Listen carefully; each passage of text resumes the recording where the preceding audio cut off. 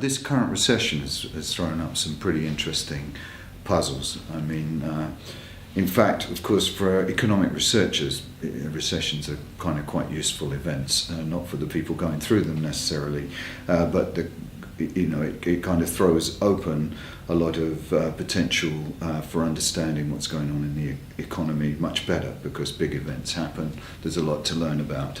And the UK has been particularly different, actually, in this recession. And the first thing we noticed, you probably noticed many things about the recession. One thing is that it's gone on a long time.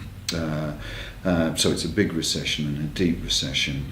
And the GDP per capita, or even better, GDP per hour of work, or however you want to measure it, has stayed below the level it was just before the recession. It hasn't got back there yet. It took a big hit. And that's one measure of what we might call overall productivity, the amount produced by some unit of the input, labour input going into that. Of course, that can happen, but it's quite unusual. So what often happens in a recession, in fact the previous recessions and the current one as we're seeing it in the US, is that there's a big fall of employment as the recession hits.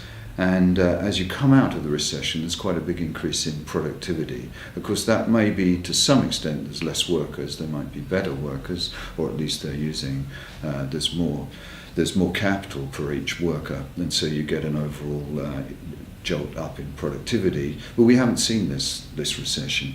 And in fact, what we've seen instead is the fall in productivity, largely driven by employment holding up quite well. In fact, if you read the news about this recession, the big news is employment hasn't fallen as much as we might have expected. Unemployment has gone up, of course, but not as much as it has in previous recessions, and it's rather concentrated. In fact, employment among older people has increased, and among women has increased. The people who've been really hit by this recession are younger, less skilled workers, younger people coming out of school. And a characteristic of the recession we have never seen before is that real wages have fallen, and pretty much along with productivity. So what we see is that the real take-home pay of workers, and if you measure it by our hour, the hourly wage has fallen back and hasn't gone back to anything like the level it was before. And that's, of course, you can see this in the political debate, because this is the squeeze on real incomes, the squeeze on incomes. So rather than being a recession where there's a big loss of employment, but those in employment didn't do so badly, what we've got is that employment is held up, but the wages people are getting in work have fallen back. And so it's a kind of cost of living squeeze, you could say, but in fact, really, to an economist, that's just the amount of money you have and how far it will go in buying things you need to consume.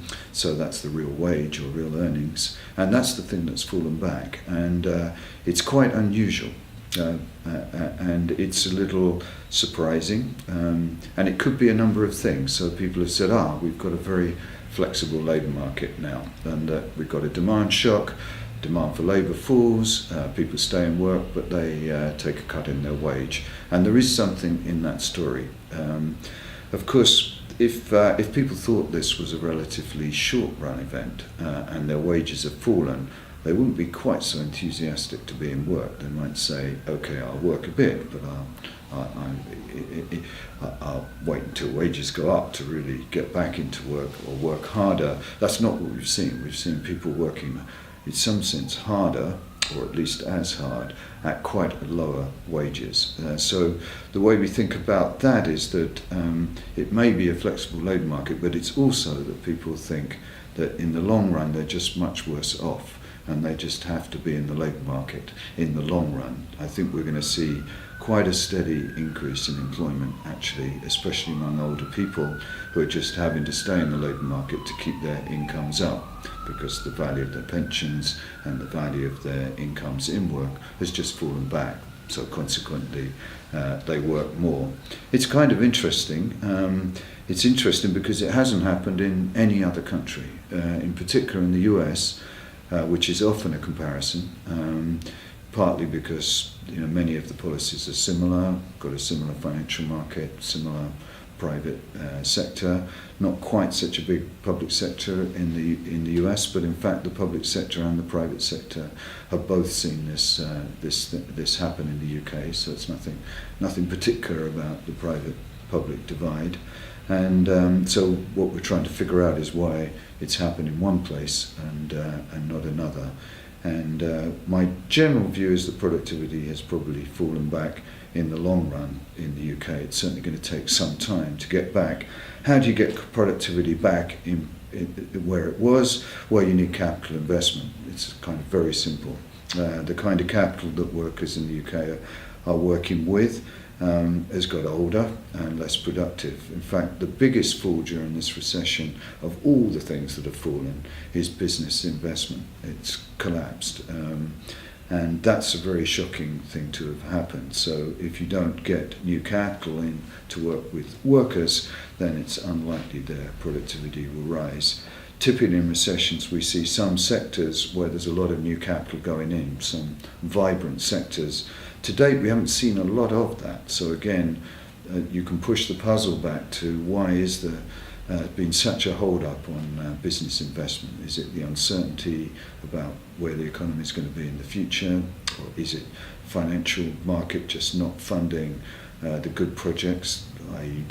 the firms not being able to get the credit they need for the investment? So it's being pushed back to all those issues. So out of this little kind of thing, we get lots of great little ideas for research and trying to uncover the puzzles that are going on between what's happened in the labour market, what's happened to the incomes of workers, and what's going on with firms and their investment. And in a nutshell, what we did was put 3 or 4 different studies together. It's going to be coming out in the Economic Journal, a set of 3 or 4 studies covering the productivity of firms, what's happened to workers, what's happened to young and unemployed, and then just an overall assessment of the way the recession's played out in the labour market and in the capital productivity market. So they're coming out. That's a very typical outcome of the centre. A nice kind of clear policy issue. How are we going to address productivity decline? Going into the depth of what's really driving it, and then coming up with at least a few ideas on at least understanding it, and hopefully coming up with some good policy ideas for getting out of it.